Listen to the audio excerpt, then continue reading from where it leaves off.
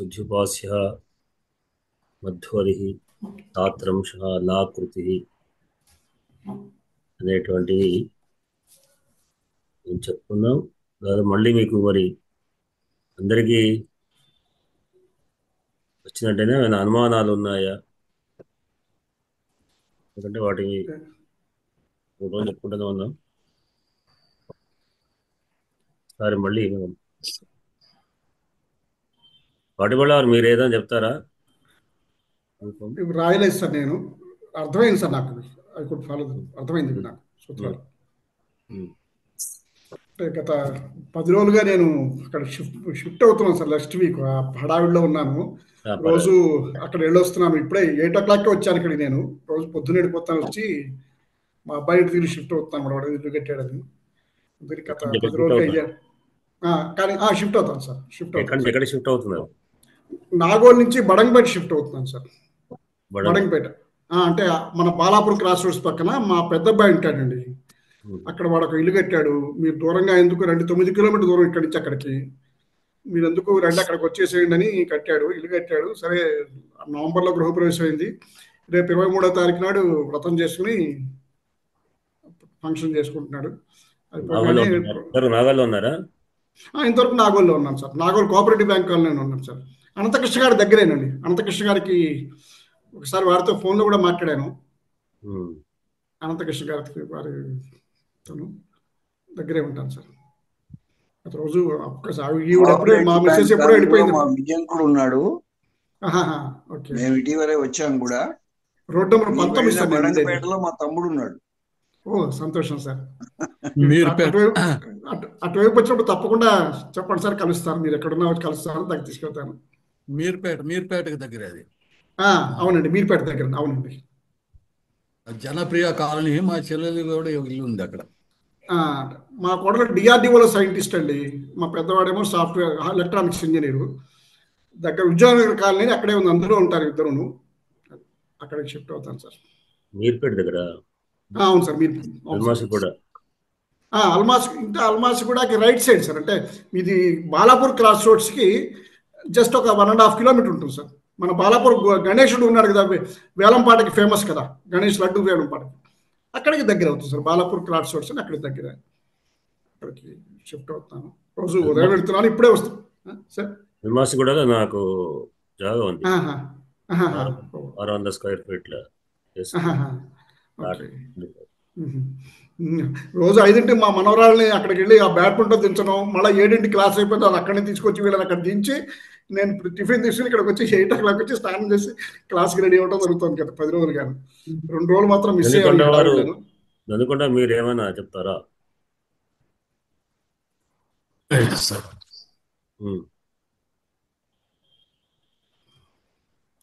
భద్రయ్య గారు ఇవాళ శుద్ధిభాషే రాశారు, మధ్వరి గురించి చెప్తారా? సార్, మధ్వరి చెప్పగలను. కొద్దిగా దగ్గు వస్తుంది. మా మనోడు ఏడుస్తున్నాడు. మా అబ్బాయి ఇంటికి వచ్చిన డిస్టర్బ్ అవుతుంది. ఎక్కువ పొజిషన్ లో ఉన్నారా లేదా?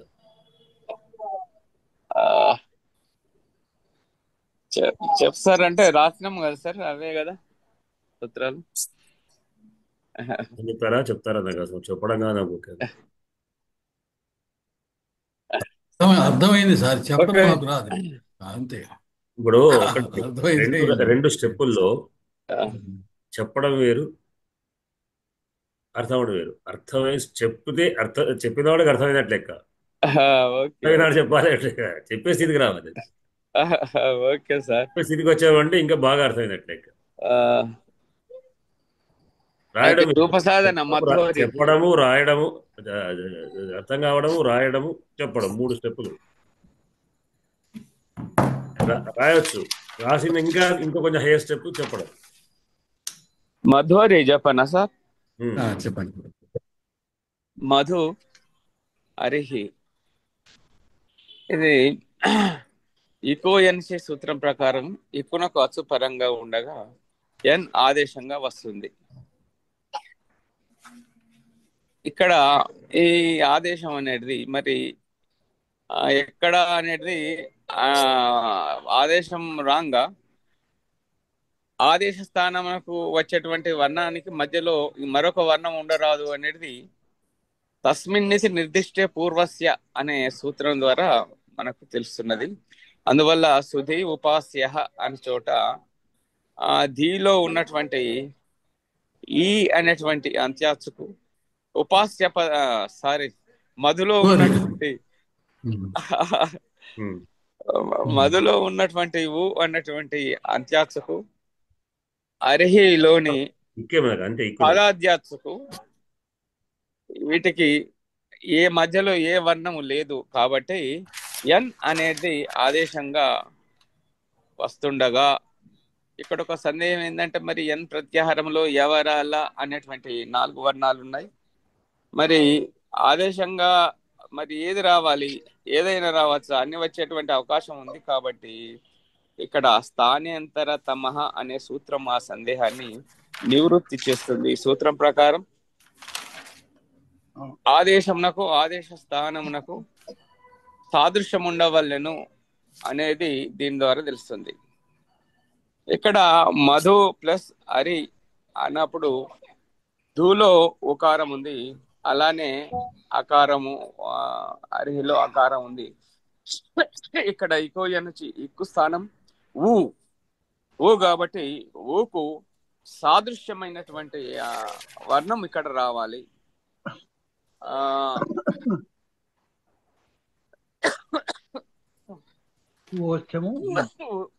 ఊ అనేది ఉపాద్మానీయం అనేది ఉన్నది, కానీ దంత్యోష్టం వకారం ఈ వాకు ఊకు అది ఓష్టం కాబట్టి ఈ దంత్యోష్టం అనేది చాలా సాదృశ్యం ఉంది.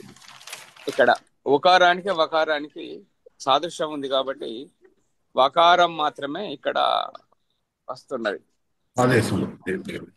ఇక్కడ వచ్చేప్పుడు ఇంకొక సూత్రం అనచిచ అనేటువంటి సూత్రం ఏం చెప్తున్నదంటే పరమైనటువంటి అయిపోయింది. చెప్పండి, వచ్చింది మధువు ఐరి అది అయిపోయింది. మధువు ఆయన కాగా తర్వాత నెక్స్ట్ స్టెప్ మళ్ళా అనచిచ అనేటువంటి సూత్రం వల్ల అచినకు మధులో మాలో ఆకారం ఉంది, తర్వాత ధు అనేది ఉన్నది. ఇక్కడ ధుకు అనచ్ అంటే అచ్చు అచేతరం అంటే హల్లు పరంగా ఉన్నది. ఇక్కడ ఉ అనేది వచ్చింది కాబట్టి ఇక్కడ ఏమైతుందంటే ద్విత్వం వికల్పంగా వస్తుంది అనేది ఈ సూత్రం బోధిస్తుంది. అనచిచ అనేది దీని ద్వారా మా ధ వ అరిహి అని ఇది ద్విత్వం ప్రవర్తిల్లినటువంటి రూపం. ఇక్కడ ఇంకొక సూత్రం ఉన్నది, మరి ఆ రెండు అలానే ఉంటాయా, ఇట్లే అవుతుందంటే ఇక్కడ జస్త్వం ఆదేశంగా చెప్పారు. జలాం జలాం జషి జషి ఇక్కడ జల్లులకు జస్సులు పరంగా ఉన్నప్పుడు జస్సులు ఆదేశంగా వస్తాయి. ఇక్కడ జల్లులు అనేవి జబై గడదష్ జబ గడదష్ వీటికి జస్సులు జబై గడదష్ జబై గడదష్ జబగడదష్. ఇందులో జబగడదష్ నుండి జా నుండి షా వరకు ఇది ప్రత్యాహారం. జబగడదష్ అనేది జల్లులు అనేది అన్ని హల్లులు వస్తాయి. అది ఆ జల్లు స్థానంలో జస్సులు పరంగా ఉంది కాబట్టి ఇక్కడ ఏంటంటే వాటికి రెండవది అంటే చకారానికి ఇట్లా వస్తుంది. జబగడదష్ అనేటివి ఇక్కడ ఆదేశంగా వస్తుంది. దాని ద్వారా మొదటిది మా ధ అనేటిది అది ఏమవుతుందంటే అల్పప్రాణంగా మారుతుంది. మద్ ధ వ ప్లస్ అరిహి అని వస్తుంది. అప్పుడు సంయోగాంతం ఏమైందంటే సంయోగాంతస్య లోప అనేటువంటి ఈ సూత్రం ఇక్కడ మరి అవసరమా అంటే అది ముందు ముందు అనేక చోట్ల అవసరం ఉంటుంది కాబట్టి వాళ్ళు జాగ్రత్తగా ఇక్కడ చెప్పారు అని అనుకోవచ్చు. నిజానికి వారు చెప్తేనే మనకి ఎందుకు ఈ లోపం ఎందుకు చెప్పారు అంటే ఎక్కడో ఒకటి ఉంటుంది మనము మనకు. ఒక విషయం ఏంటంటే రూప సాధన విషయంలో ఎన్ని సూత్రాలు అనువర్తిస్తే అన్ని సూత్రాలు చెప్పాల్సింది. చెప్పి చెప్పాలి. అవి రావు అనడానికి మళ్ళీ నిషిద్ధాన్ని మళ్ళీ చెప్పాలి. అంటే దీని అది ప్రయోజనం ఉంటుంది తప్పనిసరి ఎక్కడో అదే ఉంటుంది అది వేరే ఉంటుంది ప్రయోజనం కాబట్టి వాళ్ళు మనకి అక్కడ చెప్పారు. ప్రయోజనం అక్కడ కాదు. అదే. ఈ సూత్రము వస్తుంది రాదు అని మళ్ళీ ఖండించడం. ఆ, అంటే మన ఎక్కడైనా ఇప్పుడే కాదు ఇంకా ముందు ముందు కూడా ఎన్నో రకాల ఈ రకాల సూత్రాలు వచ్చే అవకాశం ఉన్నాయి. కానీ ఈ సూత్రం వద్దంటున్నది. ఆ, అది చెప్పాలి ఇది చెప్పాలి. ఆ. ఉం. ఇక్కడ సంయోగాంతస్య లోప రెండు చెప్పారు. అనేటువంటి సూత్ర విధి వలన సంయోగాంతమునకు లోపం వచ్చును, సంయోగ అంతమునకు లోపం వచ్చును అని చెప్పారు. కాబట్టి ఇక్కడ సంయోగములో అంతములో ఉన్నది య.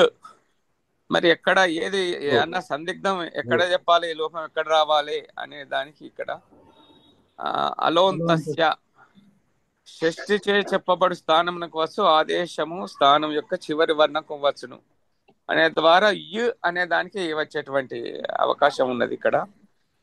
ఇక్కడ అనిష్ట రూపం తయారైతుంది కాబట్టి ఇక్కడ ఇంకొక నిషేధమైనటువంటి వార్తికం చెప్పారు. యనః ప్రతిషేధో వాచ్య. దీని ద్వారా ఎన్నకు లోపం రాకుండా ఈ సందర్భంలో ఇది నివారిస్తుంది. ఆ లోపం కలగకపోవడం వల్ల మద్ ధ వ అరిహి మధ్వరిహి ద్విత్వరూపమైనటువంటి మధ్వరిహి థకార ద్విత్వరూపమైనటువంటి మధ్వరి రూపము నిష్పన్నమవుతుంది. ఆల్రెడీ ఇది వరకు చెప్పుకున్నాం మధ్వరి ద్విత్వం రాని పక్షమున వచ్చేటువంటి మనం చెప్పుకున్నాం. ఈ విధంగా రెండు రూపాలు మనకు సిద్ధిస్తాయి. అది వైకల్పికంగా వస్తుంది. అదే వికల్పం వైకల్పికంగా రాని పక్షం అంటారు వైకల్పికం. రాశారు అంటే దాంట్లో కూడా శుద్ధి భాష చాలా బాగా చాలా వివరంగా చెప్పారు. అంటే శుద్ధి భాషలోని మీకు బాగా అర్థమైందని తెలిసింది రాసింది. ఎందుకనే ద్వారా చెప్పన్నారు. మీరు చెప్పినాకనే అర్థమైంది నిజం చెప్పాలంటే. ఊరికే కట్టె కొట్టే తెచ్చా ఈ రూపం ఎట్లా అవుతుంది అనేది అందరికి తెలుసు, నాకు కూడా అంతే తెలుసు. ఎట్లా సంధి చేయొచ్చు, ఏం వస్తుంది, ఏం జరుగుతుంది అనేది తెలుసు. అది కానీ మరి మళ్ళొకసారి ఎప్పుడు చదువుకున్నాము అది. కాకపోతే సూత్రాల్లో ఉన్నాయి, టచ్ ఉన్నట్టే అనిపిస్తుంది. కానీ మళ్ళా ఒకసారి మీరు మంచి రివిజన్ చేశారు. మీ వల్లనే మీరు రాసిందే కొంత అటు ఇటు చేసి రాశారు. నా గొప్పతనం ఏం లేదు. చెప్పినట్టు మేము బట్టి వేసేయచ్చు. మీరు అర్థం చేసుకున్న అర్థం కాదు కదా. మేము బట్టి మీరు నేను చెప్పడం ఎంతో చెప్తుంటాను అవన్నీ అర్థం కావాలి. అర్థం కాకపోతే ఇప్పుడు అనుకోరికి ఎన్ని రోజులు ఏం చెప్తున్నాను అర్థం అవుతాయి, అర్థం ఒక్కొక్కటి దొరకబడి లేకపోతే ఎప్పుడో కదా వెళ్ళిపోతుంది, ముందుకు వెళ్ళిపోతుంది పాట. నేను వెళ్ళక ముందు నుండి స్టార్ట్ చేసినట్టు ఉన్నారు కదా. ఇది ఇంకోటి నేను క్లాస్ లో కూడా పిల్లలకి అదే చెప్తుండే, నేను చెప్పడం ముఖ్యం కాదు, మీకు అర్థం కావడం. 50% పాఠాలు మొట్టక్కడగా చెప్పి వెళ్ళిపోతే మీకు 10% కూడా రాకపోతే బెస్ట్. నేను 50% చెప్పిన 50% విడిచిపెట్టినా పర్వాలేదు. 50% ఆ 50% వస్తే మీ 50 రూపాయలు వచ్చింది సంతోషం. నన్ను అయితే ప్రశ్నిస్తారు మీరు చివర వచ్చినా కూడా, భద్రయ్య అర్థమవుతుందా అని ప్రశ్నలు వేస్తారు. నాకు కొద్దిగా జ్ఞాపకం ఉన్నది. అప్పుడు నేనే చెప్పాను మీకు ఏమన్నా నాకు జ్ఞాపకం లేదు కానీ పాడని మీరు రకంగా గురువులు అయినారు. మీ నాన్నగారు కూడా నాకు గురువే కదా. అక్కడ పీజీలో వ్యాకరణం చెప్పారు. నాకు చాలా ఓపికగా చెప్పేవారు వ్యాకరణం కూడా. అసలు వ్యాకరణం మంచిగా అడిగిన దానికి మీ లెక్కనే చాలా తాత్పర్యం. అంటే అందుకని పాట అంత స్లోగా తీసుకెళ్తున్నారు. బోర్ కొట్టినా సరే ఇంకా రోజు ఇదేనా ఇంకా వేరే మళ్ళీ ఎంతకని విని విని విని తీసుకొస్తారు అనుకున్నప్పుడు పర్వాలేదు. కానీ ఎందుకంటే ఇప్పుడు ధారను ఒకసారి పెద్ద పైపులోంచి మన ధార గ్లాసు పడితే అటు పెట్టి ఇటు తీస్తే నిండినట్టు ఇక్కడ వస్తే ఏముండదు, ఖాళీ ఉండదు, మళ్ళీ గ్లాస్ ఖాళీ ఉండదు. అట్లా కాదు, స్లోగా నింపినా దాన్ని నిండేటట్టుగా నింపుకోవాలి, గ్లాస్లో నింపాలి అంటే. దాని ద్వారా మనం మన మన మెదడు పాత్ర స్లోగా వస్తే దాంట్లోకి సెట్ అవుతుంది. అంటే ఒక్కసారి గుమ్మరిస్తే చేసేంత వేగంగా మళ్ళీ వెళ్ళిపోతుంది. అందువరకు ఆవర్తన అనేది ప్రధానం పాఠానికి. ఈ ముఖ్యంగా వ్యాకరణానికి సూత్రాలు మాత్రం కంఠస్థం, కానీ మిగతాదంతా కూడా ఆవర్తన, చింతన. చింతన అంటే ఇది చెప్పుకోవడం, మనం అంతా కూడా మళ్ళీ మళ్ళీ చెప్పుకోవడమే చింతన. చింతన ద్వారా మనకు మళ్ళీ మళ్ళీ విషయం చెప్పుకుంటే జ్ఞాపకం ప్రధానమైనట్టు. అందువల్ల ముఖ్యంగా ఈ మొదటి పాఠాలు కొంచెం ఇబ్బందికరంగా ఉంటుంది. తర్వాత మనకి అలవాటు అయిపోతుంది, ఏంటంటే ఈజీగా మనం వెళ్ళిపోతాం. అప్పుడు మనకు ఇంకా బాగా అనిపిస్తుంది. ముందు ఇబ్బందిగా అవ్వచ్చు, అర్థం కాక పెద్ద కన్ఫ్యూజ్ అయ్యి ఏదో ఉంది అందువరకే వ్యాకరణ పాఠాలు ఉంటే చాలా మంది తప్పించుకుపోతారు. ఇక చాలు, ఇక వాడు అర్థం వెళ్ళిపోతుంటారు. అని ఏంటంటే ఇది అర్థం, ఇది కొంచెం ఎదుర్కొంటే తర్వాత చాలా దాని యొక్క చెరుకు రసం లేకుండా కొబ్బరి యొక్క అదేలాగా ముందు టెంకాయ కొట్టిన తర్వాత లోపల ఉన్నటువంటిది మాధుర్యాన్ని అనుభవించాలని కొంచెం ముందు కష్టపడాలి. కొద్దిగా ఇబ్బంది పడి తర్వాత వ్యాకరణ సూత్రాలు అవన్నీ చదువుతూ పోతుంటే చాలా గమ్మత్తుగా ఉంటుంది, చాలా సంతోషం అనిపిస్తుంది మనం విన్నా కొద్దిగా. కొంచెం ఇబ్బందికరంగా ఉంటుంది, కానీ మళ్ళీ మళ్ళీ రిపీట్ చేయించడం జరుగుతుంది. నేను రివిజన్ చేసుకోవాలి సార్, రివిజన్ చేసుకోవడానికే టైం కుదరట్లా, అది వచ్చిన సమస్య. అందుకని కనీసం ఇట్లా రోజు వినేదా కూడా రివిజన్ ఎక్కడ చేయకపోతే ఇక్కడైతే చేస్తున్నారు. ఇప్పుడు శ్రీదేవి గారు చెప్తారు, ఈ పాఠం ఏం చూడలేదు, రోజు ఇక్కడ చూసే తయారు చేస్తూ ఉంటున్నారు, ఇక్కడ చూసే ఈ పాఠం మీదే రాస్తుందా ఉంటున్నారు. కొంత అయితే ఎంత కొంత వస్తాయి, వింటే పాఠం చదివితే ఇంకొంచెం ఎక్కువ ఉంటుంది డెవలప్మెంట్. చదవకపోయినా ఇప్పుడు ఆమె ఇన్ని రూపాయలు వస్తాయంటే సంతోషకరమైన విషయం. నాకు అసలు టైం ఉండట్లేదు. ఇప్పుడే వచ్చాను మా నాన్నగారి దగ్గర నుంచి. ఆయన డ్యూటీ పడుతుంది రోజు 10 to 5 అయిపోయింది, నా 6, 7 అయిపోతుంది నా డ్యూటీ. ఇప్పుడు భద్రయ్య గారు లాంటి వాళ్ళు క్లాస్ లో ఉన్నప్పుడు నాలాంటిది చెప్పడం చాలా వ్యర్థం. అట్లాగే మిమ్మల్ని కూడా తీసుకురావాలనే ఉద్దేశం. అందరి సమాజ స్థాయికి తీసుకురావాలని, తక్కువ వాళ్ళని కూడా తీసుకొని మీరు తీసుకురావాలని. అర్థమైనా నేను చెప్పేది కాదు, నేను ఎప్పుడు ఎవరు భద్రయ్య గారు ఓరెంటల్ కాలేదు, ఆయన 30 ఏళ్ల క్రితం 40 ఏళ్ల క్రితం చెప్తున్నాడు ఆయన. నాకు ఆయన 79లో స్టూడెంట్, ఇప్పుడు కాదు. అప్పుడు స్టూడెంట్ చెప్పలేదు, వాళ్ళకి ఏదో పాఠం చెప్పాను వేరే 9 నేను చెప్పింది నేను గుర్తులేదు. తర్వాత వాడు బ్యాచ్లు చెప్పాను. ఆయన ఓరెంటల్ స్టూడెంట్గా ఒకటి ప్లస్ తెలుగు పండిట్గా ఆయన దాదాపు 40 ఏళ్ళు పనిచేసి రిటైర్ అయినప్పుడు అవధాని కనుక విషయాలు ఆయనకు అవగాహన ఉంది. నేను డిగ్రీ నుండి అయినా సార్, అసిస్టెంట్ ప్రొఫెసర్ గా. పటవర్ధన్ మా సహచరుడే కదా, పటవర్ధన్ కంటే ముందే నేను చేసిన. ఎట్లా చేసావా బా, ఏం చేసావు అని నన్ను అడిగేవాడు. నువ్వు డిగ్రీలో చేరావా? నేను డిగ్రీ అసిస్టెంట్ ప్రొఫెసర్ కేడర్ లో రిటైర్ అయ్యాను. నేను డిగ్రీ కాలేజ్ నేను అట్లా అంటలేను, డిగ్రీ కాలేజ్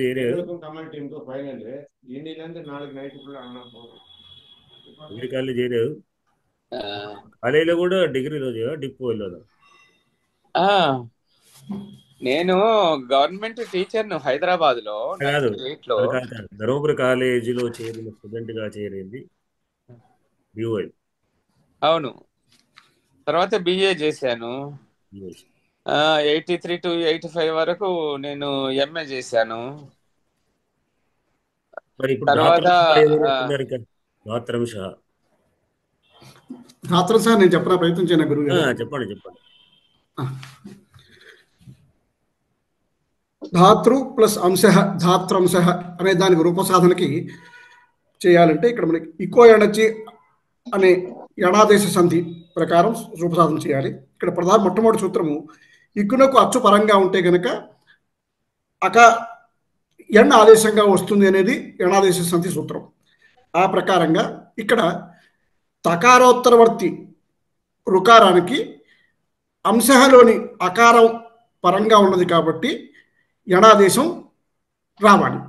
అయితే ఈ యణాదేశం రావడానికి మొట్టమొదటి కండిషన్ ఏమిటంటే తస్మిన్నితి నిర్దిష్టే పూర్వస్య అనేది ఫస్ట్ కండిషన్. అంటే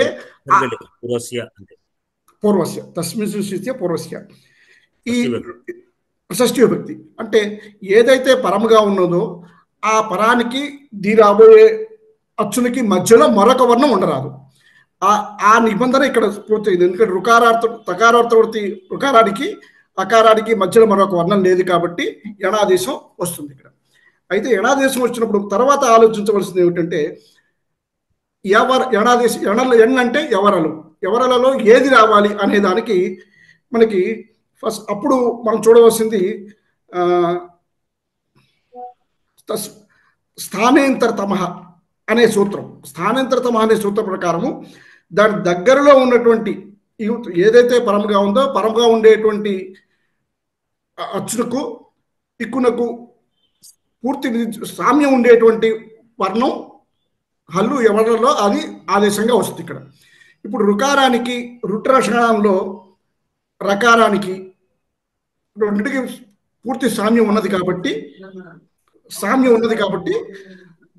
రుకార స్థానంలో రకారం ఆదేశంగా రావాలి. ఇక్కడ ఆదేశంగా రావాలన్నప్పుడు అంతవరకు అప్పుడు ధ విత్ అంశ ఇది ఆ స్థాయి వరకు రూపం.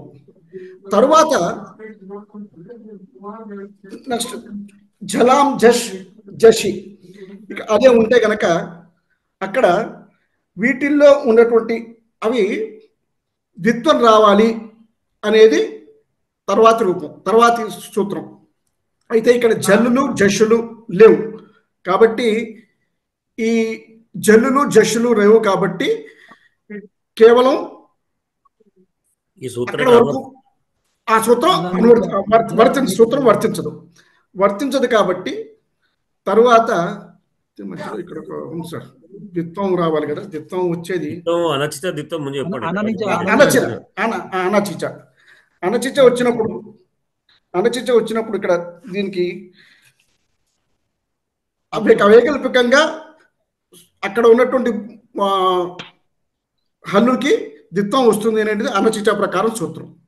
దాని ప్రకారం ధాత్ ప్లస్ ప్లస్ రు రకార రేఫ ప్లస్ అంశ అది అక్కడి రూపం, అక్కడ రూపం. ఈ ద్విత్వం రావడం అనేది వైకల్పికంగా జరుగుతుంది. అంటే ఒక్కసారి రావచ్చును, మరొకసారి రాకపోవచ్చు. కాబట్టి అంతవరకు ఆ రూపం తీసుకున్న తరువాత మనం చూడవలసింది సంయోగాంతస్య లోప. సంయోగం జరిగినప్పుడు చివరి వర్ణానికి లోపం అవుతుంది అనేటువంటిది ఒక సూత్రం. అయితే దీనికి ఏ వర్ణం లోపం అవ్వాలి అనేటువంటిది చూడాలంటే అంతంగా ఉండేటువంటి లోపం అవుతుంది. అలోంతస్య అన్న సూత్రం ప్రకారం చివరికి ఉండేటువంటి వర్ణం లోపం అవుతుంది అనేటువంటిది ఆ సూత్రం నిర్దేశిస్తుంది. అయితే ఇక్కడ యణాదేశానికి ఒక అపవాదం ఉంది కాబట్టి ఈ సూత్రం యణ ప్రతిచేదో వాచ్య అనే సూత్రం ప్రకారము ఈ అలోంతస్యలో ఉన్నటువంటి నిబంధన సంయోగాంతస్య లోప అనేటువంటి సూత్రంలో ఉన్న నిబంధన ఇక్కడ వర్తించదు. కాబట్టి అప్పుడు రూపము ధాత్ ప్లస్ ప్లస్ అంశ ధాత్రంశ అనేటువంటిది ప్రస్తుతం మనకి రూప సాధనలో వచ్చి చివరికి యణాదేశంతో ఆ రూపంలో మనకి తేలుతుంది సార్. ద్విత్వం రాని పక్షంలో ధాత్రంశ ధ ప్లస్ అంశ ధ అంశ ధాత్రంశ అంతే. బాగుంది, అర్థమైంది మీకు? అర్థమైంది గురుగారు, అర్థమైందండి. అయితే అర్థం కావడంగా అర్థమైంది దాన్ని మీ మైండ్ లో. అవును, అట్లా కాదు, దాన్ని సేవ్ చేసుకోవాలంటే అవునండి, ఈ మైండ్ అనేటువంటి కంప్యూటర్ సేవ్ చేసుకోవాలంటే దానికి చెప్పడమే, ఓరల్ గా చెప్తేనే సేవ్ అవుతుంది, ఇక్కడ కాదు. అంతేనండి, కరెక్ట్. సేవ్ బటన్ నొక్కాలి కదా, సేవ్ బటన్ అంటే ఇదే అనమాట. అవునండి, మనం సేవ్ బటన్ నొక్కడం అంటే ఏంటి అంటే మనం దాన్ని ఓరల్ గా చెప్పాలి, చెప్తే సేవ్ అవుతుంది. మీరు ఎన్నిసార్లు దాన్ని రిపీట్ చేస్తే అంత మంచిగా, లేకపోతే అర్థమైతే మళ్ళీ 2 రోజులు మర్చిపోతాం.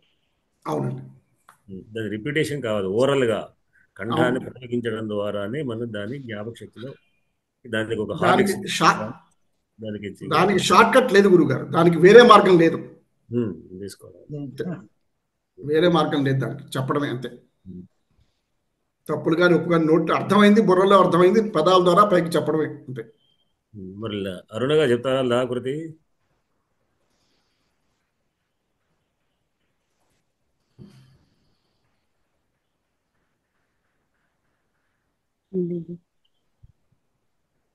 ఆపండి వారు, మీరేం చెప్తారు? ఆపండి వారు.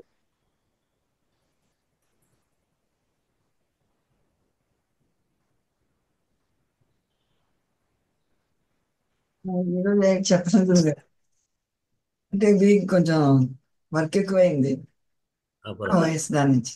ఓకే ఇవి అర్థమయ్యాయి గురుగారు నాకు ఈ మూడు. ఓకే. లక్ష్మి గారు,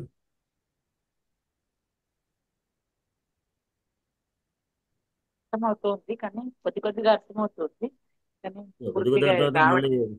అంటే అది చూస్తున్నాను గురుగారు కానీ అది ఎక్కడ ఏమేమి జరుగుతుంది. ఇవాళ పాఠాలు నేను 34, 36 మొత్తం 4 పాఠాలు పెట్టాను. లేకపోతే ఈ పాఠం వరకు ఉన్నటువంటి విషయాలు ఏమైనా చెప్తున్నాను. వాటన్నిటిని మీరు మళ్ళా అందరూ కూడా సరే చదవండి. వాటన్నింటిని కూడా బాగా కరెక్ట్గా చదివితే మంచి విషయాలు, అంటే ఇదే విషయాన్ని మళ్ళీ మళ్ళీ మనం చెప్పుకుంటున్నాం. అంతే, మనం చెప్పే విషయాన్ని నేను కొంచెం క్లారిటీగాను అది కానీ చెప్పుకుంటూ వస్తాను. ఎందుకంటే అవి మీరు ఒక్కసారి చూడండి అందరు కూడా. రాజా గారు మీరు చెప్తారా లాకృతి? చెప్తాను. చెప్పండి. ఎందుకంటే దాన్ని పూర్తి చేయాలి, మనం ఎవరో ఒకళ్ళు పూర్తి చేయాలి. లాకృతి ప్లస్ ఆకృతి ఇకో ఎనర్జీ సూత్రం ప్రకారంగా ఇక్కగు లృనకు స్థానసామ్యంచే అంతరము మగ్గులు అను ఎన్ ఆదేశమై ల ప్లస్ ఆకృతి అవుతుంది. అయితే ఇక్కడ ఒకటే అక్షరం ఉండడం వల్ల వేరే రెండవ సూత్రమైనటువంటి తస్మిన్ ఇతి నిర్దిష్టే పూర్వస్య వర్తించదు. అది కూడా సపోర్ట్ ఉన్నట్టే, మధ్యలో లేదంగా ఓకే దాని ప్రకారం కూడా అది వచ్చినట్టే లేక అది అంగీకారమే. అయితే ఇక్కడ దాని ప్రకారం మధ్యలో వర్ణం లేదు కదా, అనువర్తించేది కదా, చెప్పిన ప్రకారం ఉంది అనమాట. స్థానాంతరం కూడా వస్తున్నట్టే, స్థానాంతరం రెండు కూడా ఇది దంత్యములు కాబట్టి అక్కడ లుకు బదులు ఏతున్న లు వస్తుంది. లు ప్లస్ ఆకృతి లాకృతి అవుతుంది. తర్వాత ఇక్కడ అనచిచ అనేటువంటిది ఒకటే వర్ణం ఉన్నది కాబట్టి అక్కడ వర్తించదు, ఇది అక్కడ వర్తించదు దానికి. తర్వాత జలాంజసి అనేటువంటిది కూడా అక్కడ రాదు, అదే అన్నమాట. తర్వాత సంయోగాంతస్య లోప అన్నాడు కదా, అక్కడ లోపం అంటే ఏ లోపం అన్నప్పుడు ఇక్కడ అలోంత్యస్య చివరి వర్ణం అని చెప్పి ఇక్కడ సంయోగమే లేదు. అదే అవును. సంయోగం అంటే ఏంటి? అలోంతరా సంయోగం కదా, ఇక్కడ ఎక్కువ ఉన్నప్పుడు కదా, ఎక్కువ ఉన్నప్పుడే ఒకటి కంటే ఎక్కువ ఉన్నప్పుడు ఒకటికంటే ఎక్కువ లేదు కదా సంయోగం కాబట్టి కాదు, ఇక్కడ ఆ సమస్య లేదు. తర్వాత అలంతస్తే కూడా అదే అన్నమాట. దాంతో అవసరం లేదు. చివరికి ప్రతిషేధో వాచ్య అన్నాడు, అది కూడా లేదు కాబట్టి అది లాకృతి అవుతుంది. అంటే టోటల్ ఇది అవసరం లేదు చెప్పడం వరకే చెప్తున్నాం కానీ నిజానికి వీటికి అనువర్తించేది కేవలం ఒక ఈకో ఎనర్జీ, దాని సపోర్ట్ గా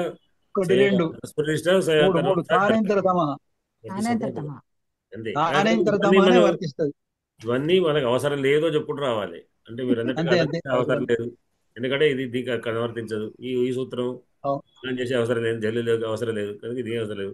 ఎడా ప్రజేద మన సంయోగాత, ఎందుకంటే సంయోగం లేక ఇది సంయోగాంత రాదు, సంయోగాంత రాదు కనుక అలోంతి అవసరం లేదు, అలోంతి కానీ ఎడ ప్రజ కూడా అవసరం లేదు,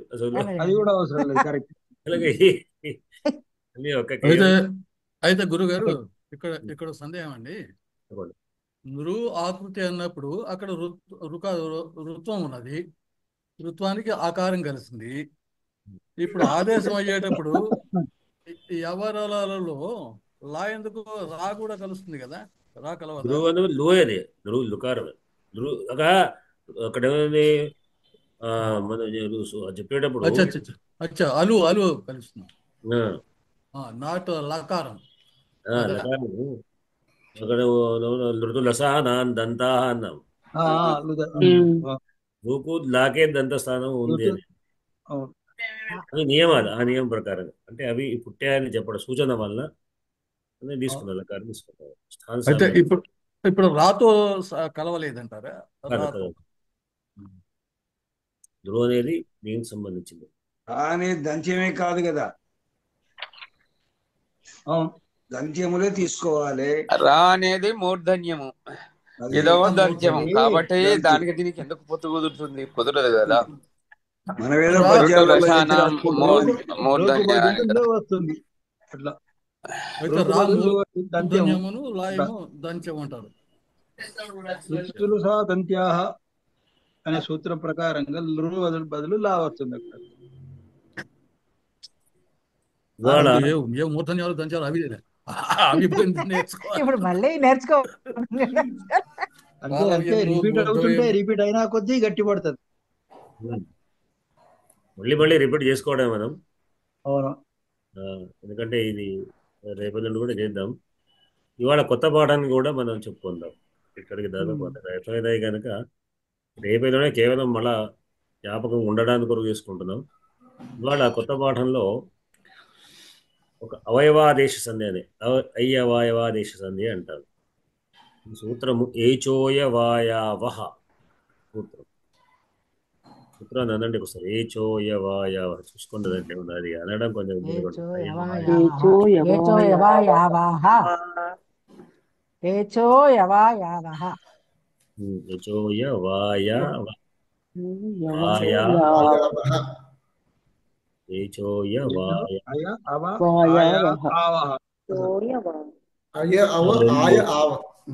రెండు పదాలు ఎట్లా ఉంటాయి? ఏచః అయవాయవః అనే రెండు పదాలు ఉన్నాయి. కొత్తలో పలకలేక అవయవాదేశ ఏంటమ్మా అవయవాదేశం తిట్టేవారు సార్. దీంట్లో రెండు పదాలు ఉన్నాయి. ఏచః షష్ఠీ భక్తి, అయవాయవః అనేటువంటిదేమో ప్రధాన భక్తి బహువచనం.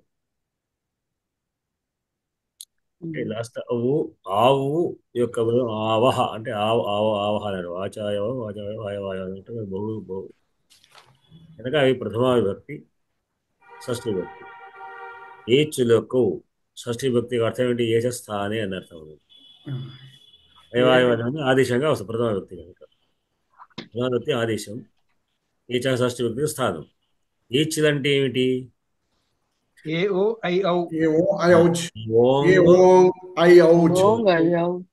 వరకు అంటే AOIOలు అని అర్థం. అంటే AIOలు అని మనం తెలుగులో వచ్చేసరికి AIO నేర్చుకుంటున్నాం కనుక AIOలు AOIOలు అడిగి AOIOలు తెలుగు అక్షరం సరి AIOO వీటిని ఏచులు అంటాం. ఈ ఏచులకు అచ్చుపరంగా ఉంటే ఇంతకుముందు ఎక్కులకు అచ్చుపరంగా ఉంటాయి ఈ ఊరులకే అక్కడ అచ్చు. దాని తర్వాత ఇది AOIOలు తర్వాత స్టేజ్. ఏవాయువులకు అచ్చుపరంగా అంటే ఏమొస్తుంది? అయవాయవ అంటే దీన్ని విడగొడితే అయ్యి అవ్వు ఆయ్ ఆవ్. యాంతాలు రెండు యాంతాలు రెండు వాంతాలు, యకారాంతములు రెండు వకారాంతము రెండు. అయ్యి అవ్వు ఆయ్ ఆవ్. ఇది అయ్యి అవ్వు అనేది రెండు హ్రస్వాకారాల తర్వాత ఉన్న యకార వకారాలు. ఆయ్ ఆవ్ అనే రెండు దీర్ఘమైన ఆకారాల తర్వాత ఉన్న ఒక యకార వకారాలు. అయ్యి ఆయు ఆవు ఆవు అనుకోవచ్చు, అవు ఆవు అట్లా కూడా అనుకోవచ్చు. ఇవి వస్తాయి. ఇవి ఎప్పుడు వస్తాయి అంటే వృత్తి ఏం చెప్తుంది అంటే ఏచః క్రమాత్ ఏతే స్యుః అచిపరే. సూత్రంలో అచి లేదు కనుక సూత్రం నుంచి మనం అనువర్తం చేసుకుంటున్నాం. ఏచులకు అయోదేశాలు వస్తాయి. ఎప్పుడు అచిపరే అనేది తర్వాత వెనుక సూత్రాల ప్రకారంగా అచ్చి అనేది వెనుక సూత్రం అంటే ఇప్పుడు 6(1)75వ సూత్రం. ఇది 77 సూత్రం 74 సూత్రంలో ఉంది మనకు అకస్మాత్. ఇక్కడ అచ్చుపరంగా ఉంటే ఏ ప్లస్ అచ్ ఓ ప్లస్ అచ్ ఐ ప్లస్ అచ్ ఔ ప్లస్ అచ్ అని ఉన్నప్పుడు ఇవి వరుసగా వస్తాయి. ఏమిటి? అయ్యి అవ్వు ఆయ్ ఆవ్. దీంట్లో స్థానితరమహ మనకి రాదు. క్రమేణ ఏకార ఐ అనేటువంటి ఒక వర్ణం కాదు కనుక, అంటే రెండు కొన్ని అక్షరాల గుంపు సమూహం, అది దేన్ని తీసుకోవడానికి కుదరదు. అందుకొరకనే దీనికి ఇంకొక సూత్రం ఉంది. ఏ సూత్రం? యథాసంఖ్య సమానామని ఒక సూత్రం. చూడండి సూత్రం, యథాసంఖ్యం అనుదేశ సమానం అనేది స్థానేంతరతమల. ఈ సూత్రం కూడా ఏం చెప్తున్నది? ప్రసంగే సమసంబంధీ విధి యథాసంఖ్యం స్యాత్. సమసంబంధంగా చెప్పినప్పుడు దీనికి ఇది వస్తుంది, ఈ నాలుగింటికి 4 వస్తాయి అనుకున్నప్పుడు ఒకటో దానికి 1, రెండో దానికి 2, మూడో దానికి 3, నాలుగో దానికి 4 యథాక్రమంగా వస్తుంది అని సూత్రం చెప్తాడు. కనుక ఆ ప్రకారంగా ఏకి ఆదేశాల్లో అయ్యి, ఓకు అవు, ఐకి ఆయి, అవుకు ఆవు, ఇవి వచ్చే విధానం. దీనికి మన ఉదాహరణ ఏమిటి? హరయే, విష్ణవే. హరే ప్లస్ ఏ మనం చెప్పుకుంటాం కదా, హరయే హరిభ్య హరిభ్య అని చెప్పినట్టు షష్ఠీ భక్తి. హరయే నమః, విష్ణవే నమః అంటారు. ఈ ఏ అనేటువంటిది విభక్తి ప్రత్యయం సంబంధించిన ఏ వచ్చింది. నే అనేటువంటి దాని యొక్క నే అనేటువంటిది దానికి సంబంధించిన ఏకారం ఉంది. హరే ప్లస్ ఏ, హరే ప్లస్ ఏ అనేటువంటి దానికి సరే అక్కడ హరేలు ఎందుకు వచ్చింది అని ఇప్పుడు మనకు ప్రస్తుతం, ఎందుకంటే అది రూపసాధనలో ఏకారం ఎందుకు వచ్చింది అనేది మనకు అక్కడ విభక్తిలో ఉంటుంది. మనకి ప్రస్తుతం పరిస్థితి ఎట్లా ఉందంటే హరే ఏ అని ఉండగా మాత్రమే మనం తీసుకుంటున్నాం. హరికి హరే ఎందుకు అయింది అనేటువంటిది ఏమో శబ్ద పరిచ్ఛేదం చెప్పుకుంటారు. హరి అనే దానికి ఇంకే విధంగా ఉంటే ఇంకేదో వచ్చింది, అది వచ్చే రూపసాధనం. ఆ సమయంలో హరే ఏ అని ఉండగా మాత్రమే ప్రస్తుతం తీసుకుంటారు. హరే ప్లస్ ఏ అని ఉండగా ఏకారానికి ఏకారం చివరంగా ఉంది. ఒకవేళ అసవర్ణం అచ్చుపరంగా ఉంటే దీర్ఘం వస్తుంది, సవర్ణ తీసుకొచ్చి సవర్ణ దీర్ఘం వస్తే సవర్ణ దీర్ఘం రావచ్చు. అట్లా దీర్ఘం వస్తుంది అని చెప్పడం కనుక ఇక్కడ అది కాదు. కనుక దీర్ఘం ఏం లేదు ఇక్కడ. సవర్ణ దీర్ఘ సంధి రాదు ఇక్కడ, ఎందుకంటే సరళ సంధి సూత్రం వేరే ఉంది అనుకుంటే మనకి ఇక్కడ సూత్రం ప్రకారం ఇక్కడ అనువర్తించదు. అయ్యి మాత్రమే వస్తుంది.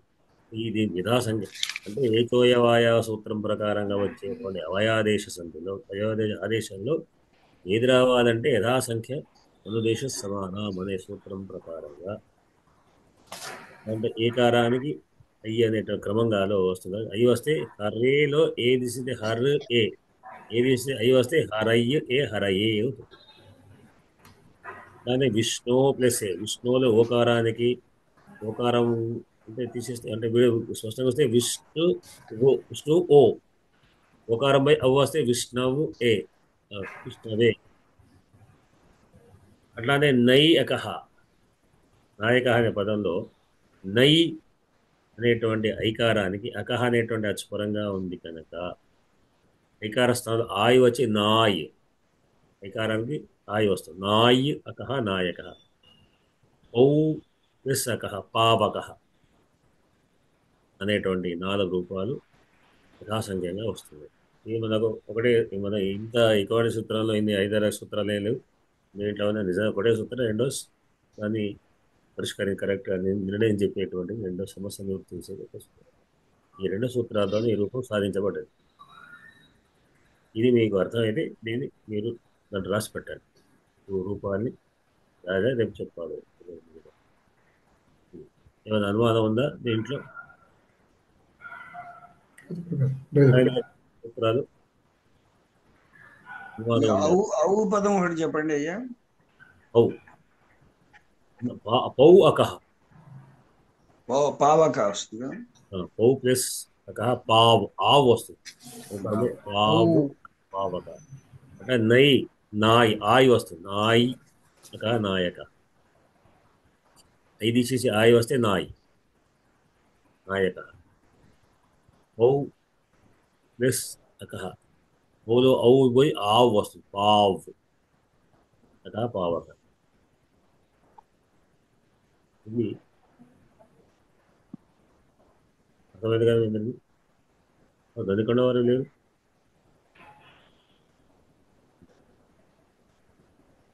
శ్రీదేవి గారు అర్థమైందా? మీరు ఎదురు చదువుకున్నారా ఇవి? మీకు అంటే సిలబస్ ఉండేది, ఎంఏలో ఉండేది, అమ్మేరు లేవు. నోట్లో మాట్లాడతారు. అవి కింది బిఏ వాటల్లో ఎట్లా ఉండే, ఎంఏలో సందులు లేవు.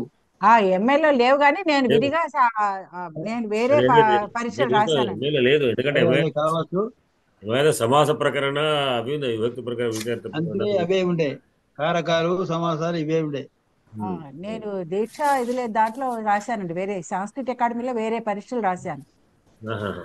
వాటిలో 2 పరీక్షలు రాశాను, వాటిలో చెప్పారు అన్ని సమాసాలు సందులు అని, అప్పుడు చదివాను. లేదని నాకు గుర్తున్నాయి, మరి నేనే కన్ఫ్యూజ్ అవుతున్నాను అనుకున్నా మీరు అనేసరికి. లేదు ఎంఏలో లేదు, వేరే పరీక్షలే రాశాను విడిగా. ఎంఏలో డైరెక్ట్ సమాసాలు అవే పెట్టాడు, కారకాలు. అప్పుడే వరలక్ష్మి గారును సుబ్రహ్మణ్యం గారు, వెరివెంటి సుబ్రహ్మణ్యం గారు మాకు అధ్యాపకులు, వాళ్ళు చెప్పారు అప్పుడు గ్రామర్. ఎంఏలో అసలు ఇవేం లేవు, సందులు అవన్నీ కూడా చెప్పారు అప్పుడు, సమాసాలు కారకాలు అవన్నీ కూడా, కారక పరిచ్ఛేదము సంధికులు ఇవన్నీ కూడా. ఇప్పుడు మాకు బ్రహ్మాండంగా రివిజన్ అండి ఇది, నాకు మంచిగా రివిజన్ చేసుకుంటున్నాను ఇప్పుడు ఇది, ఈ పాఠాలు వినడం వల్ల. బ్రహ్మాండంగా ఏదో బ్రహ్మ సారి వారి పేరు ఎవరు, బ్రహ్మగారి ఎవరా అని నేను చూస్తాను. బ్రహ్మాండంగా అన్న ఇది రాసుకోవడం వల్ల రన్నింగ్ నోట్స్ నేను మళ్ళీ ప్రిపేర్ చేసుకోవడానికి నాకు సౌకర్యంగా ఉంది. రాయాలి, రాయడం ఒకటి, అంటే రాయడం అందరికి ఏమంటారంటే ఈ 100 సార్లు చదివిన దానికంటే ఒకసారి రాయడం గొప్ప అంటారు. దానికి కారణం ఏమిటంటే ప్రయోగించి రాయడమే, పూర్తిగా రాయడం కాదు, దాంట్లో తీసి కాపీ చేయడం కాదు. పూర్తికి రాత అనేది ఏం ప్రయోజనం, ఎందుకంటే దాన్ని మనం రాని భాషను కూడా చూసి రావచ్చు, మనకి అర్థం కాదు, ఇది కాదు ప్రధానం. మన మైండ్ను ఉపయోగించి మనం సొంతంగా రాయడం అనేటువంటిది బాగా చదివినానికి రాయాలి. చదవాలి, ఆవర్తనం చేసి ఈ రాసుకోవడం అనేది నా వ్యసనం అండి, రాసేసుకోవడం రాయడం ప్రధానం. మా కోడలికి చెప్తుంటాయి, ఆవిడకి తెలియదు కాబట్టి మా కోడలికి చెప్తాను పాఠం, పాపం ఏం తెలియదు కదా వింటుంది.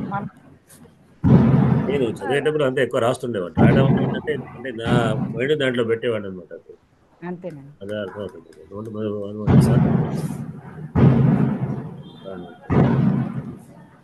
ఇప్పుడు అర్థమైంది కదా మీకు? మరి చెప్పండి శ్రీదేవి గారు, ఎట్లా అయింది ఇప్పుడు వద్దండి, ఇప్పుడు అసలు అంటే ఇప్పుడు ఫుల్ గా కాన్సన్ట్రేట్ చేయలేదు యాక్చువల్ గా నేను. అజయ్ గారు చెప్పండి. చెప్తాను. ఉదాహరణ ఇక్కడ ఏంటంటే ఏచునకు అచ్చుపరమప్పుడు వరుసగా ఆవులు ఆదేశంగా వస్తాయి.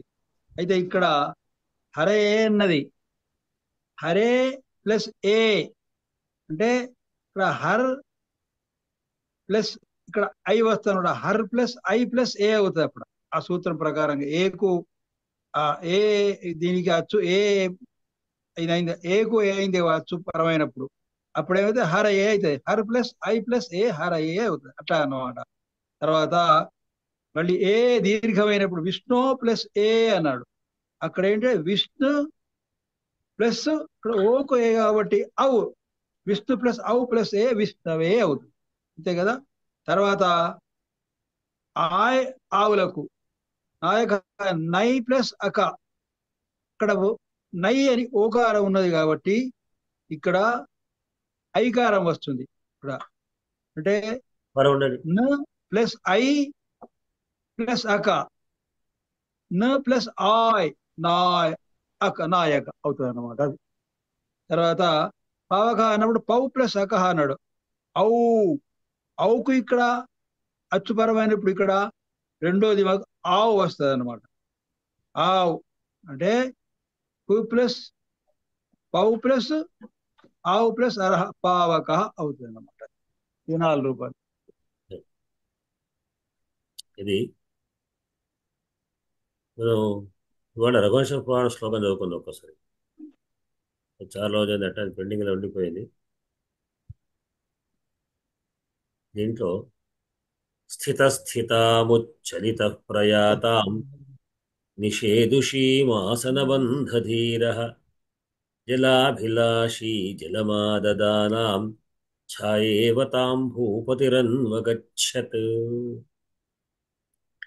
స్థితస్థితాముచ్చలిత ప్రయాతాం నిషేదుషీమాసనబంధధీరః జలాభిలాషీ జలమాదదానాం జలమాదదానం మాదదానం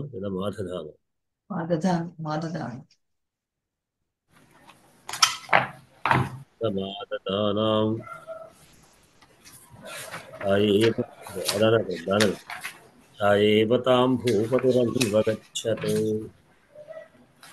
దీంతో విభాగం చేయాలి. గారు చేస్తారా విభాగం? పదచ్ఛేదం నేను చేస్తానండి. చేస్తానండి. చేయండి. చేయమనండి, అరుణ్ గారిని చేయమని. పాపం అవుతుంది పాప. అలా కాదు, అంటే నేనే ఎప్పుడు చెప్పకూడదు, అది నా ఉద్దేశం. మీరు చేయండి. పర్లేదు. అందరినీ కలపాలని ఒక్కొక్కడు. అవునవును, అరుణ్ గారు చేయండి మీరు. స్థితాం ఉచ్చలిత ప్రయాతాం నిషేదుషీం ఆసనబంధధీరః జలాభిలాషీ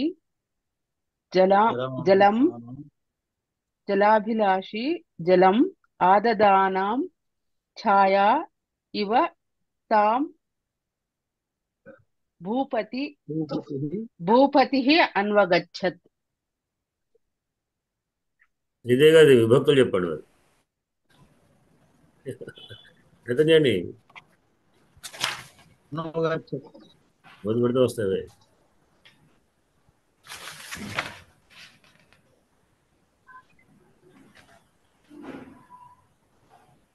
లక్ష్మి గారు మీరు చెప్తారా విభక్తులు?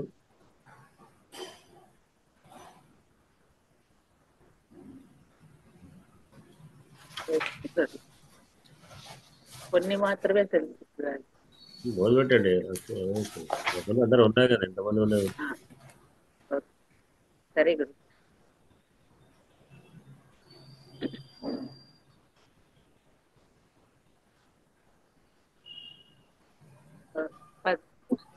పద్యం చదివా నా గురువు గారు మొదట. నాకు ఎక్కువ టైం లేదు, తొందరగా ముంచారు.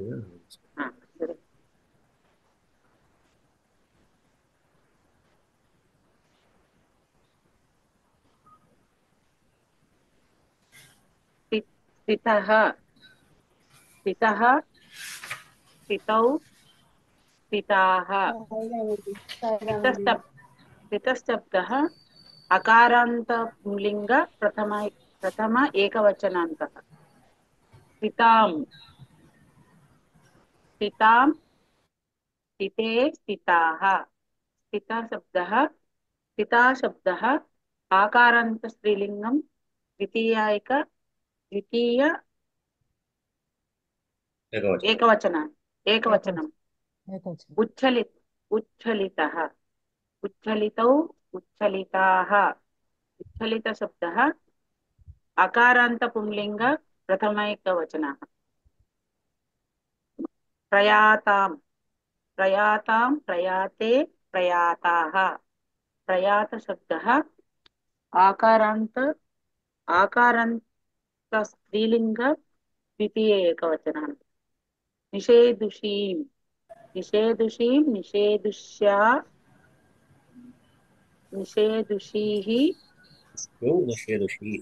నిషేదుషీ శబ్దः ఈకారాంత స్త్రీలింగ ద్వితీయ ఏకవచనాంతః.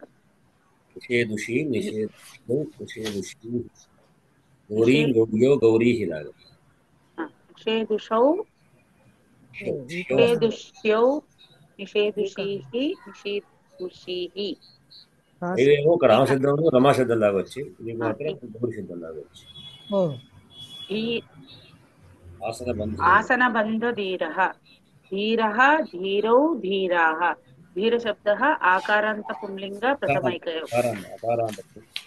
అకారాంత పుంలింగः ప్రథమ ఏకవచన. జలాభిలాషి జలాభిలాషి జలాభిలాషిణౌ జలాభిలాషిణః. నకారాంత జలాభిలాషిన్ శబ్దः నకారాంత పుంలింగ ప్రథమ ఏకవచనాంత. జలం జలే జలాని జల శబ్దः అకారాంత నపుంసకలింగం ద్వితీయ ఏకవచనాంత. ఆదదానం ఆదదానాం ఆదదానే ఆదదానాః ఆదదాన శబ్దः అకారాంత స్త్రీలింగ ద్వితీయ ఏకవచనం. ఆకారాంత ఆకారాంత.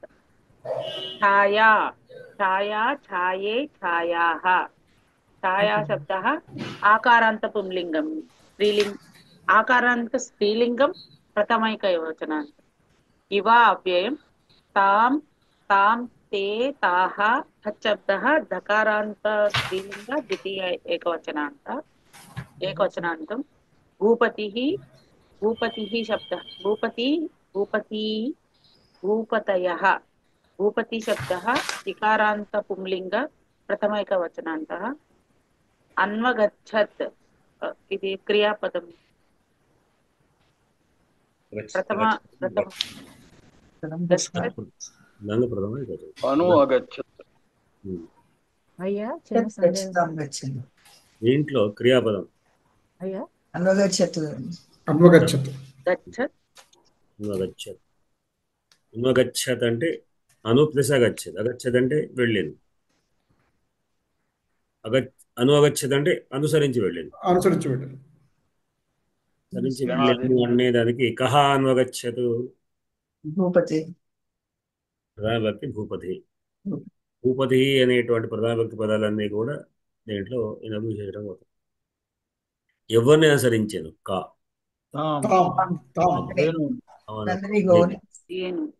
అయ్యా చిన్న సందేహం అడుగునా. చెప్పండి. జలం అన్నప్పుడు జలం నపుంసకలింగం కాదా మకార అంటాము. జలం అదే వెళ్ళేసరికి జలం జలం జలే జలాని అన్నప్పుడు జల శబ్దము అకారాంత పుల్లింగం ఎందుకు అవుతుంది? జలం అన్నప్పుడు నపుంసకలింగం కదా, అందుకని అనుమానం వచ్చింది. అంటే మకారాంత ఉన్నప్పుడు అన్ని పుస్తకం జలం అవన్నీ నపుంసకలింగాలు. ఇచ్చాడు దీంట్లో అంత సరిగానే ఉన్నది. చెప్పారా? నేను గమనించలేదు. నా దగ్గర పుస్తకం లేదులేండి, నేను విన్నది అడుగుతున్నాను. పుస్తకం చెప్పినట్టు ఉన్నారండి. నపుంసకలింగాన్ని చెప్తాడు ఇక్కడ వ్యాఖ్యానంలో కూడా. నేను చూడలేదులేండి. దీంట్లో ఎవరిని అనుసరించెను తామ్ అనేటువంటి పదమే ఉంది మనకు. శబ్దాన్ని ధేను శబ్దానికి తామ్ అని మాత్రమే ఉంది. తామ్ బట్టి మనం ధేను అని లేదా గోవు గోవు గోవు అని కూడా చెప్పచ్చు. తామ్ అనుకోవచ్చు. అంటే ఇప్పుడు భూపతి తామ్ ఎటువంటిది అనేటానికి ప్రధానికి ఈ రెండింటి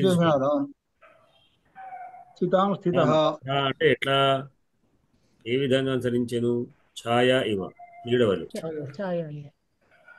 నీడలాగా అనుసరించట. ఎట్లా అంటే ఆ పైన చెప్పుకుంటున్నాం. స్థితాం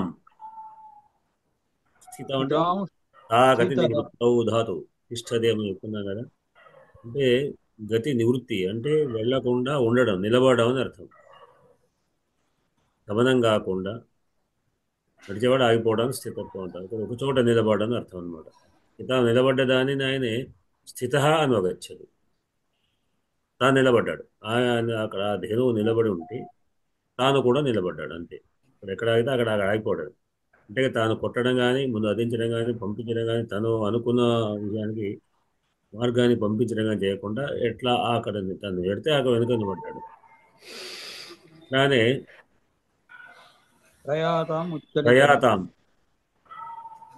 ప్రయాతాం అంటే నడిచేదానికి ఉచ్చలిత. తాను అప్పుడు లేచి నిలబడి తయారు వెళ్ళడానికి తను ఉచ్చలిత అంటే చలితం.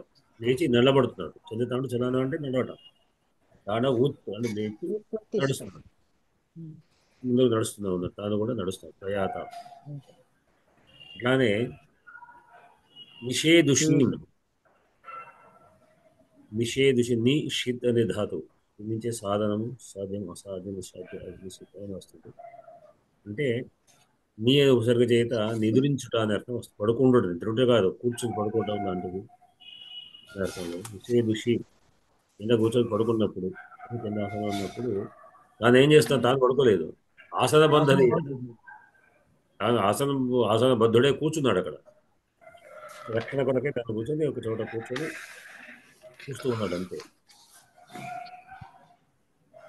ఇలా జలం ఆదదానం, జలాన్ని స్వీకరిస్తున్నప్పుడు, జలమును ఆదదాన అంటే స్వీకరిస్తున్నటువంటి దానిని తాను జలాభిలాషి, తాను కూడా అప్పుడు వెళ్ళి తాను నీళ్ళు తీసుకుంటాడు, తాను తాగుతాడు, కాబట్టి తీసుకోవడం చేస్తున్నాడు. ఈ విధంగా తాం ఆ ధేనువును భూపతి ఛాయా ఇవ నీడవలి అన్వగచ్చత్ అనుసరించి వెళ్ళదు. అందుకు టైం ఎక్కువ లేక తొందరగా వహించాలని చెప్పేసి దీంట్లో కూడా పెద్దగా మనకు అవసరం లేకుండానే ఉన్నది. దీంట్లో సంధులు మీరు గమనించగలుగుతారా? సమాసాలు కూడా ఎక్కువ ముందు కానీ తర్వాత చెప్పుకున్నారు. జలాభిలాషి, జలా ప్లస్ అభిలాషి, జలాభిలాషి. సవర్ణ దీర్ఘసం, సవర్ణ దీర్ఘసం. స్థిత అన్నప్పుడు మనం చదివేటప్పుడు మాత్రం స్థితస్థితామని అని చదువుతాం.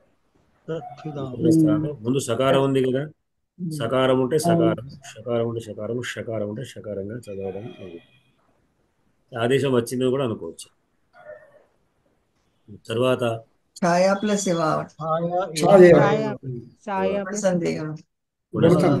గుణసంధి, ఉత్తు చెలిత,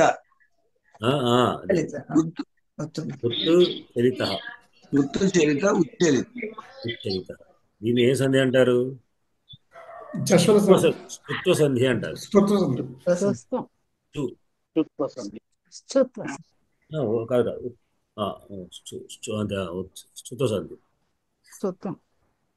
అల్సంధిలో వస్తుంది, అల్సంధిలో మొట్టమొదటి. తర్వాత అనుహు అగచ్చన్, అను అగచ్చన్ ఎణాదేశం, భూపతి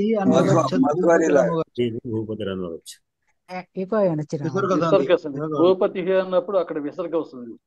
భూపతి విసర్గాలు చాలా ఉన్నాయి కనుక మనం దాంట్లో విసర్గలోకి దాంట్లో ఒక పేరు చెప్తాం విధానాలు కదా, ఇంకేమీ కదా. జలాభిలాషి, ఆదదానం, అంత అయిపోయింది. ఇక్కడ ధీర అనేది కేవలం పూరకంగా పెట్టుకున్నాడు అండి. ఏమిటండి ధీర అనేది? కేవలం పూరకంగా ఉన్నట్లుగా అనిపిస్తున్నది. ధీర అనేటువంటి దానికి ధీరత్వం అంటే సిద్ధంగా ఉందని అర్థం. ఆసన బద్ధుడే కూర్చోడగా ధీర అంటే నిద్ర జాగ్రత్త ఉండడం అర్థం. అక్కడ మాత్రం కేవలం అది గణం కోసం పెట్టుకున్నట్టుగా అనిపిస్తున్నది మనకు. ఎక్కడ అది చివరిలో ఉంటే అట్లా కాదు, నిషేధం నిద్రపోతాడు, దాన్ని నిద్రపోలేదు అర్థం. ఊరికి కూర్చోవడం కూడా, కూర్చోనప్పుడు కూడా జాగ్రత్త ఉన్నాడని. దాని ధీరత్వం ఏముంది? ధీరత్వమే అది కదా. జాగ్రత్త ఉపాయంగా జాగ్రత్తగా ఉన్నట్టు అంటే అటు చుట్టూ పరిశీలించి చూడడం అన్నమాట. ఇప్పుడు కూడా అయ్యా నాకు చిన్న సందేహం వచ్చింది. ఇప్పుడు మేఘ సందేశం కానీ అభిజ్ఞాన శాకుంతలం కానీ పాఠ్యాంశాలు పరీక్షలు రాసేటప్పుడు వాటిలో శ్లోకాలు ప్రకరించి రాయవలసి వచ్చింది కాబట్టి బైహార్ట్ చేసాము, అంటే అదే బట్టియం పట్టాము. ఇప్పుడు రఘువంశంలో అంత ఆవశ్యకమైనటువంటి శ్లోకాలు ఉన్నాయా? ఇవి ఎందుకు బట్టి పట్టాలి అని కంటతా రావాలంటున్నారు? అదే అన్ని శ్లోకాలు కంఠస్థం చేయాలి, ఇంపార్టెంట్ శ్లోకాలు అనేవి ఏం లేవు. విధానం దీనివల్ల దీంట్లో పెద్ద విశేషం కనపట్లేదు నాకు. ఎందుకు లేదు? అందుకని అడుగుతాను. బాగానే ఉంది, అన్ని విశేషణాలే, లేకపోవడం అంటే ఏం లేదు. దీంట్లో ఉపమాలంకారం చాలా ప్రమాణ ఉపమాలంకారం ఉంది. కవిత్వం రాసేవాళ్ళు ఆ మాట అనకూడదు. అవధాలు అనకూడదు, అందులో అవధాలు అనకూడదు. అవధాన్ని అనకండి బాబాయ్, ఏదో చేశాను సరదాగా అంతేగాని. చేస్తే కదా పేరు వచ్చింది, కూడా పేరు ఎందుకు వస్తుంది? పేరు వచ్చింది. అంటే ఒక స్టెప్ వేశారు, నెక్స్ట్ రెండో స్టెప్ అలంకారం వచ్చేసి ఉపమాలంకారం ఉందండి. ఉపమాలంకారం ఛాయ ఇవ. తర్వాత అగచ్చతు అన్నప్పుడు అది భూతకాలాన్ని సూచిస్తుంది. లంగలకారం అగచ్చత్ లంగలకారం ధాతువు యొక్క ఏవైనా ఎన్ని శ్లోకాలు నోటుకుంటే అంత సాహిత్యం మీద పట్టు వస్తుంది మనకు. అట్లా ఇప్పుడు సంస్కృతంలో ఒకటి సార్, సంస్కృతంలో అన్నిటికంటే తేలిగ్గా అర్థమయ్యే శ్లోకాలు ఏమిటి అంటే భగవద్గీత శ్లోకాలు. అన్వయం కూడా రాసుకోకల అంత వరుసనే అలాగే ఉంటుంది. పురాణం యొక్క విధానంలో కాదండి, ఇప్పుడు ప్రాచీన సంస్కృతం, ప్రాచీన సాహిత్యం వేరు, తర్వాత లౌకిక సాహిత్యంలో కాళిదాస కావ్య దగ్గర వరకు మిగతా వచ్చింది. ప్రాచీన సాహిత్యంలో అంటే పురాణ ప్రక్రియలో అన్ని అనుష్ఠుపాలే ప్రధానంగా తీసుకున్నారు. ఎందుకంటే చిన్నగా సంక్షిప్తంగా ఉంటాయి. పాదానికి 8 అక్షరాలు చొప్పున 32 అక్షరాలతో అవుతుంది. అది అనుష్ఠుపు. ఈ అనుష్ఠుపుతోనే కథ నడుస్తుంది, టకటకటక వెళ్ళిపోతుంది. మనకు అక్కడ భావంగా ఇబ్బంది పడాల్సిన దేని ఏ భావంగా ఆ భావం కట్ అయిపోతుంది, ఒక వాక్యం నిర్ణయిస్తుంది. అట్లానే ఉంటుంది. అదే భారతాంతర్గతమైనటువంటి శాంతిపురంలో వచ్చేది, శాంతి కాదు, దాంట్లో వచ్చినటువంటి శాంతిపురంలో వచ్చేటువంటి ఈ భగవద్గీత, అక్కడ విష్ణు సహస్రనామాలు అన్నీ కూడా వీళ్ళు ఏం తీసుకున్నా కూడా అన్ని అనుష్ఠుపుతూ ఉంటాయి. అక్కడెక్కడ ఉండే ఉపజాతి వృత్తాలు ఉన్నాయి. ఇది మనం ఈ వృత్తం ఉపజాతి వృత్తమైనటువంటిది. ఇది అంటే ఇంద్రవజ్ర ఉపేంద్ర వజ్రలో ఉన్నటువంటిది. ప్రారంభాక్షరం గురువుగా ఉంటే ఇంద్రవజ్ర, లఘువుగా ఉంటే ఉపేంద్ర. మిగతా లక్షణాలు అట్లానే ఉంటాయి. యతోతు వంశస్థముదీరితం జరౌ, వంశస్థం కదా సార్, స్యాదింద్రవజ్ర జతజౌ జగౌగహ అని. ఇంద్రవజ్ర అంటే జతజౌ, స్యాదింద్రవజ్ర జతజౌగ అని ఏమో ఉపేంద్ర. అదే వృత్తాలే కాకుండా దీనిలో అనేక రకాల పాత్ర చిత్రణలు, అలంకారాలు ఇవన్నీ ఉండేసరికి అన్వయం చాలా జాగ్రత్తగా చేసుకోవాలి. ఇప్పుడు చూడండి, ఇప్పుడు భగవద్గీత చూస్తే ధర్మక్షేత్రే కురుక్షేత్రే సమవేత యుత్సవ మామక పాండవ శివ కిమకుర్వత సంజయ. ఎక్కడ అసలు అన్వయానికి కూడా ఏది ముందు పెట్టుకోవాలి, ఏది తర్వాత పెట్టుకోవాలి పెద్దగా ఆలోచించాల్సింది ఉండదు. అవును, ధారపోతుంది. అనుష్ఠు కొద్దిగా వచ్చి టకటకట వెళ్ళిపోతుంది, ధారగా వెళ్ళిపోతుంది. అదొకటి మనకి ఆల్రెడీ వ్యాకరణ విశేషాలు కూడా ఎక్కువగా ఉండవు, వీటిలో ఉన్నంతగా సాధారణంగా ఉంటాయి. కావ్యాలకు వచ్చేసరికి వృత్తాలు బాగా అయిపోయింది. శిల్పం ఉంటది కదా, అలంకారాలు పెట్టుతారు, చేస్తారు, అవన్నీ కొన్ని కావ్యాల్లో బాగుంటాయండి, శ్లోకాలు చాలా బాగుంటాయి.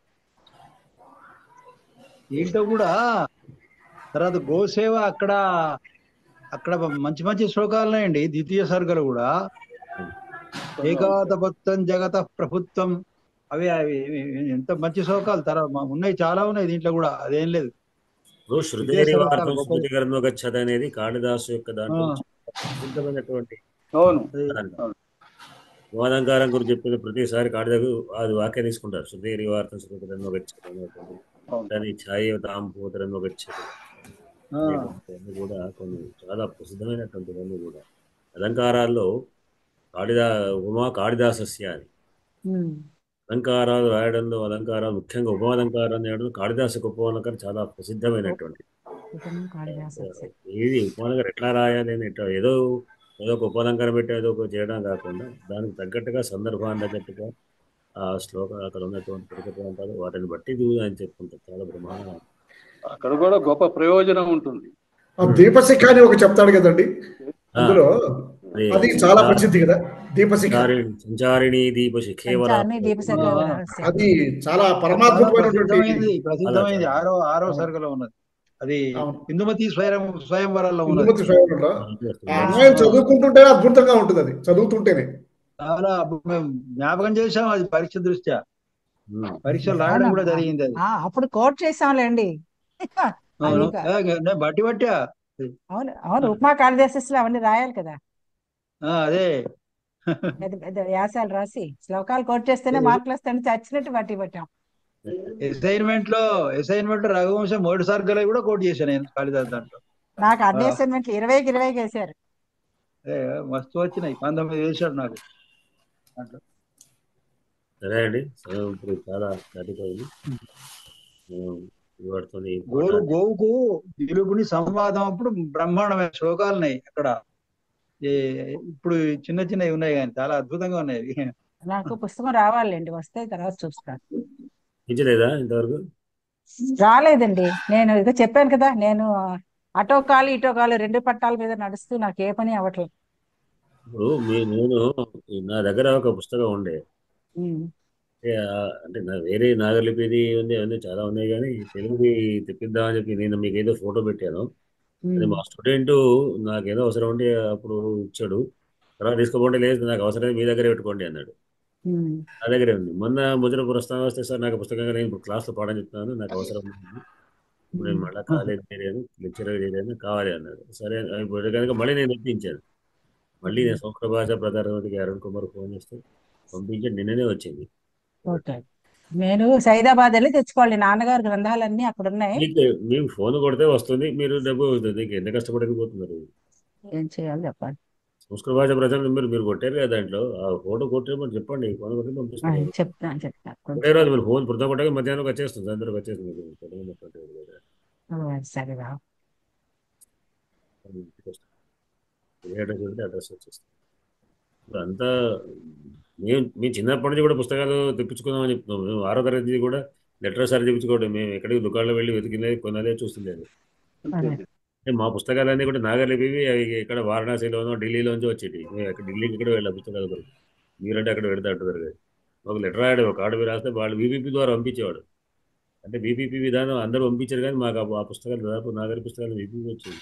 డబ్బులు కట్టి మేము తీసుకోవడం, పోస్ట్ వన్ డబ్బులు కట్టి మేము అమౌంట్ తీసుకోవడం అలా వచ్చింది. అది మీరు కూడా ఫోన్ చేస్తే వచ్చేస్తుంది. మీ నా దగ్గర ఫోన్ నెంబర్ ఉంది, కానీ తక్కువ ఒకసారి మళ్ళీ మీ దగ్గర నెంబర్ చూసాను, మీ దగ్గర ఉంది ఒకటి, నా దగ్గర ఉంది ఆల్రెడీ. ఉందిలేండి, చూశాను పుస్తకం, దాంట్లో ఉంది. చెయ్యాలండి, అసలు టైం లేదు, చేయాలి. అది అడుగుతున్నాడు అంకుల్ వారు, మీకు ఏమైనా పుస్తకాలు అంటే వాళ్ళు కావాలని మీకు కేటలాగ్ నాకు అరుణ్ కుమార్ చాలా అవును ఉందండి, వారి ఫోన్ నెంబర్ ఉంది, ఇంకా నేను ప్రయత్నించట్లా.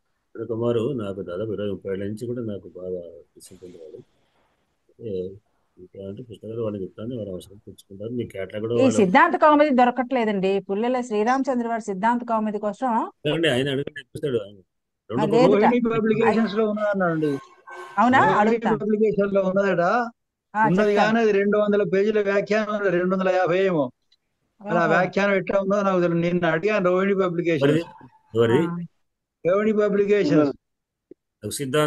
అడిగా, కానీ నాకు అనుమానం వచ్చింది. 200 పేజీలే ఉన్నదట, అది నాకు అనుమానం వచ్చింది. వ్యాఖ్యానం ఎట్లా ఉన్నది మీకు అంత కాదు, ఇంత 15-20 రూపాయలతో కూడా పుస్తకాలు రవ శ్రీహరి గారి ఉన్నది. సంజ్ఞా సంధి ప్రకరణాలు చిన్నగానే ఉంటాయి. చిన్నగా అక్కడ కేవలం కింద ఉన్న మామూలు ఒక అర్థం, కింద రూపాయలు ఉంటాయి అంతే. ఇంకా దీంట్లో కొంచెం విశేషంగా ఉంటుంది. ఇది ఉంటే బాగుంటుంది, మీ ఇష్టం ఏదైనా తెప్పించుకోవచ్చు, మన పాఠానికి అవసరం తెప్పించుకోవచ్చు. అంటే అది విపులంగా ఉంది అన్నారు కదా. అవును, ఇది బాగుంటుంది. పుల్లెల వారిది విపులంగా ఉందన్నారు. రవా శ్రీహరి గారి పాణిని అష్టాధ్యాయ 2 పార్ట్లు ఉన్నాయి మా దగ్గర, పెద్ద పెద్దవి.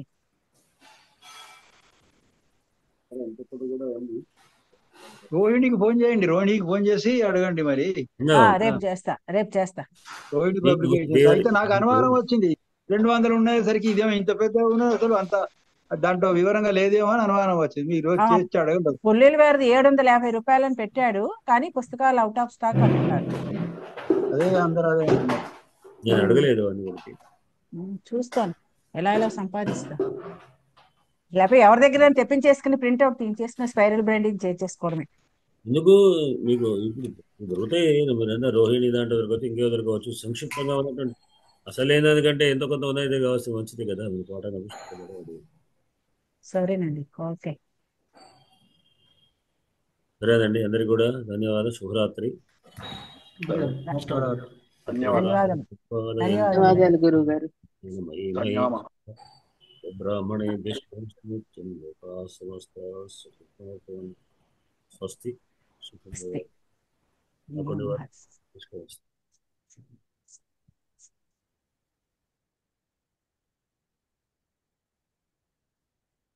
చేస్తాను.